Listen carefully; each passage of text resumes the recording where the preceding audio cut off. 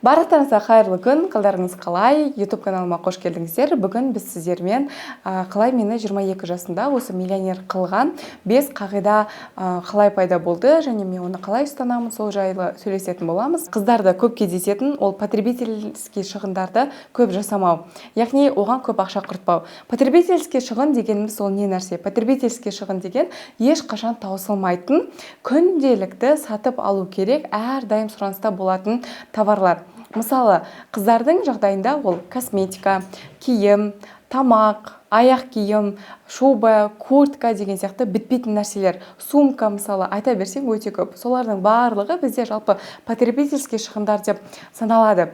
Қыздар, сіздерде мынандай ситуация бастарыңызда болды ма?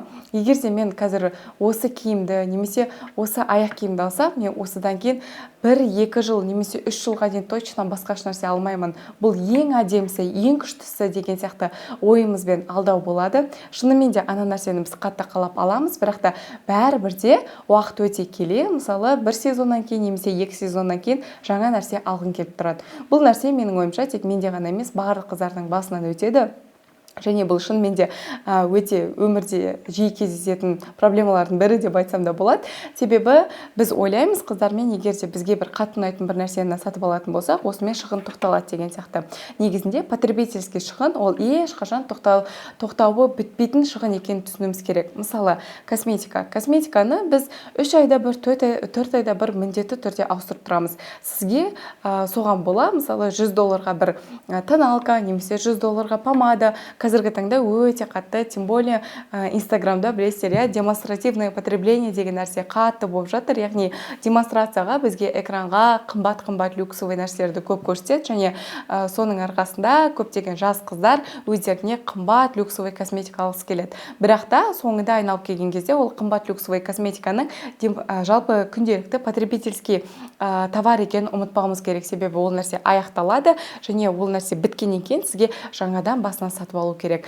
Мен өзімнің жағдайымда, мысалы, ешқашан да потребительский шығындарға көп ақша жұмсамаймын, және бұл қағида менде 17 жасымнан бері келе жатыр.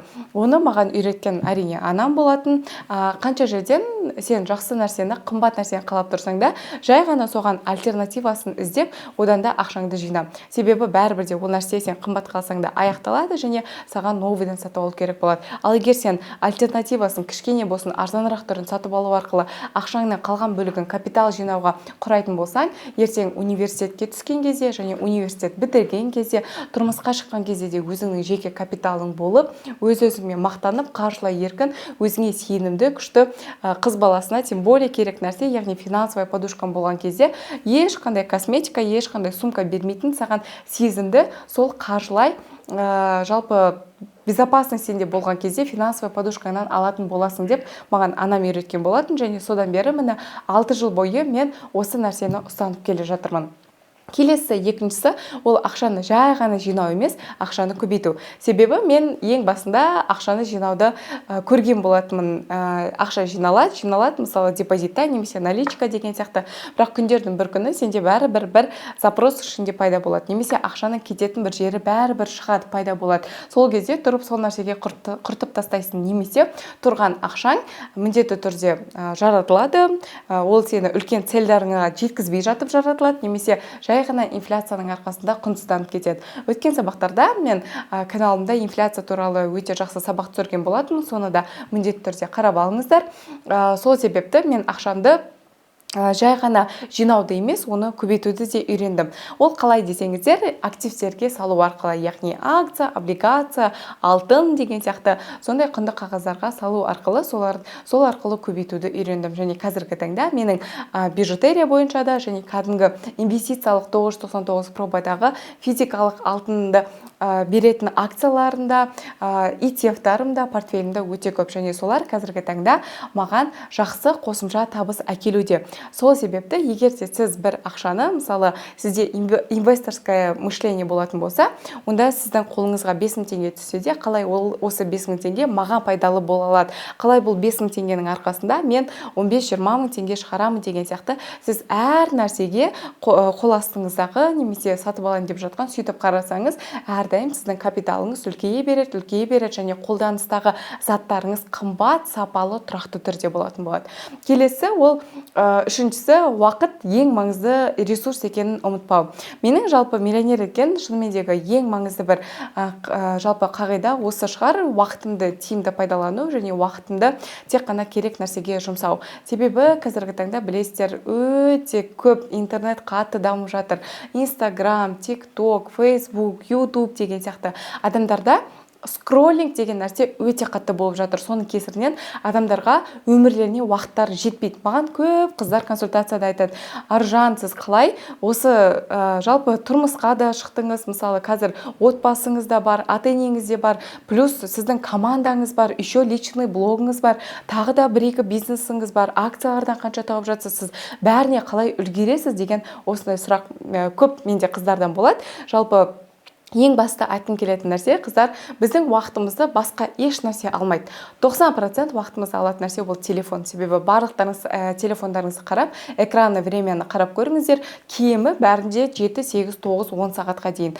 Ал осы скроллингті тоқтатқан кезде, онда сіздің уақытыңыз өз өміріңізге ғана қалады, және сізде ешкіммен өзіңізді салыстыру, біреудің демонстративный потреблениесі арқылы өзіңізді қаламаған нәрсені, навязанный цельдер пайда болу, энергияңыздың кетуі, дофаминнің жетіспеушілігі деген сияқты нәрселер сізде болмайды. Себебі сіз өз уақытыңызды, өз өміріңізді сүріп жатырсыз. Ал Инстаграм, мысалы біз күніне 200 дофамин алу керек болсақ, Инстаграмда біз оны 20 минутта ғана аламыз. Ал елестетіңіз, біз 20 минут емес 2 сағат Инстаграмда қарасақ, ол жерде переизбыток болып, және сіздің керісінше уже басқа өмірден дофамин алуға энергияңыз жетпей қалады. Сол себепті қыздар, уақыт ең маңызды ресурс екенін ұмытпаңыздар. Егер де сіздердің жұмыстарыңыз, Инстаграмға қатысты личный брендтарыңыз бар, сол арқылы табыс тауып жатсаңыздар, онда міндетті түрде ол нәрсені поддерживать еткен дұрыс.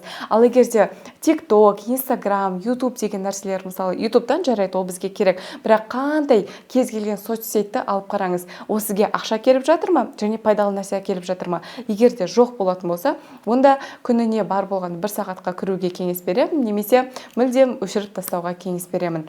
Және инвестицияда тура солай, уақыт жалпы үлкен капитал құруда жастар көбінесе біраз уақыт алдыда, және біраз ақша, тіпті капитал жинауда алдыда болып келеді. Неге? Себебі қараңыздар, мынандай бір жақсы исследование бар. Егер адам 35 жасында $1 миллион капитал жинақсы келіп, немесе миллионер болып, ақша үлкен капитал жинақсы келсе, онда ол қанша уақытта жинай алады деген сияқты. Егерсе адам инвестицияны 20 жасында бастаса, ол 35 жасында 300 миллион теңге капитал жинайды екен. Ал егер де сіз 20 жасыңыздан 35 жасыңызға дейін инвестиция жасамай, жай ғана наличка, кэшпен жинайтын болсаңыз, онда сізге айына 2 миллион теңгеден жинау керек. Енді елестетіңіз, сізге айына 2 миллион теңгемен жинаған жалпы ыңғайлы ма, әлде айына бар болғаны 50 мың теңгені инвестицияға салған ыңғайлы ма? Әрине, айына $100 ол бәрімізге жеңілірек тиеді. Бірақ та тура солай, егер де адам 30 жасына инвестиция жасайтын болса,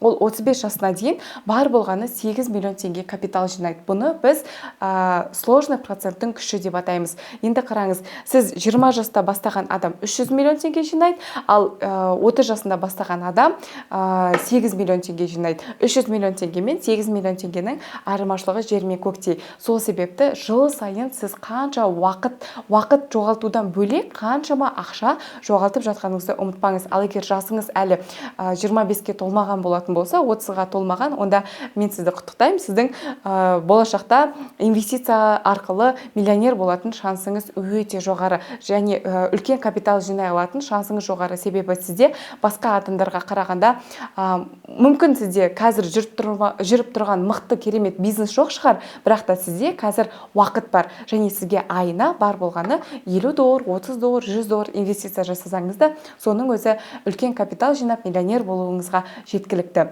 Төртінші менің ең мықты қағидам ол эмоционалды шығын жасамау. Қазіргі таңда білесіздер, 21 ғасырда ең үлкен дамып тұрған нәрсе, ең пигінде тұрған ол маркетинг.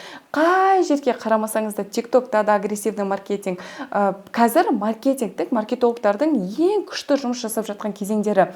Сол себепті блогерлар болсын күшті нәрсе шығарады. Мысалы тиктокқа кірсең бір қыздар обзор түсіріп жатады, және ана обзорға қарап тіпті саған керек емес нәрсені сен керек деп ойлап эмоционалды покупка жасап қоюың мүмкін. Сондай эмоционалды покупканың кесірінен сізде керек емес нәрселер өте көп жиналады, және оның барлығы үйде жиналып артық энергияңызды алуымен ғана қоймай, сіздің ақшаңызды азайта береді, және сіз ол нәрсенің орнына капитал құруға ойлауыңыз керек. Мысалы менде қазір мынандай ой: мен бір қараймын да, мысалы бір маған пиджак ұнап тұр, бағасы 50 000 теңге. Мен ойлаймын, в принципе, осыған ұқсас менде пиджак бар, мен соны киіп жүре берсем болады. Себебі қазіргі таңда ешкімді модамен былайша айтқанда адамдардың жарысып біреуді жеңу мүмкін емес. Уже мода, стиль деген нәрсе прям пигіне жеткен уақыт. Мен ойлаймын, мен одан да $100 бір TQQ-дің ETF-касын алып қоймайын ба? Себебі бір TQQ-дің ETF-касы 20 жылдан кейін ол $100 алғаным маған $5,000, $10,000 болып қайтуы мүмкін деген сияқты. Менде қазір кез келген эмоционалды покупкаға сондай оймен қараймын. Соның арқасында менде үлкен капитал жиналады. Және ең соңғысы және ең маңыздысы ол қай жаста болмасын білім алу. Және тек қана мысалы көрінген жерден ғана емес, шынымен де керекті, нақты білімді алу. Себебі қазіргі таңда оқырман көп деп, Инстаграм көп деп, адамдар жалпы интернет желілерінде көп отырады деп, құнсыз білімдер өте көп шығып жатыр. Мысалы, қалай ақшаны есікті тұзбен жусаң ақша келеді, немесе ақша шақыру тағы да бір жалпы ритуалдар деген сияқты. Мен ол нәрсеге сенбеймін, себебі ақшаны тек қана еңбек қана алып келеді, және жаңа білім. Сол себепті жалпы сіздерге беретін кеңесім, қыздар, хотя бы осындай, мысалы, мен қазір сіздерге беріп жатқан білім тегін, және ол үшін мен сіздерден еш нәрсе сұрамаймын. Сол себепті сіздерде осындай тегін білім алуға, хотя бы ең басында, егерде кәдімгі қымбат обученияларға жазылуға мүмкіндіктеріңіз болмаса, тегін білім алуды бастаңыздар. Тегін білім алудың өзі сізге өте үлкен нақты стратегический план және өміріңізде өте үлкен glow up жасап беретін болады. Ал егер осы қыздар акция, инвестиция саласын толығырақ және счет ашып, кәдімгідей бастап, мен жаспын, болашағыма осындай 300 миллиондап, 400 миллиондап капитал жинағым келеді десеңіздер, онда төмендегі сілтемеге өтіп, менің 2 сағаттық тегін сабағым бар, соны қарасаңыздар болады. Сол жақта мен акция саласын салыстырдым, және тағы да басқа қалай инвестиция жасауға болады, неден бастау керек, айырмашылығы қандай деген сияқты толықтай дайындап қойдым. Сол жақтан қарап, өздеріңізге білім алсаңыздар болады. Ал бүгінгі сабақ ұнаса, міндетті түрде лайк басып, комментарий жазып, подписаться ете кетіңіздер. Болашақта сіздерге өте күшті пайдалы қаржылай контенттер шығаратын боламын.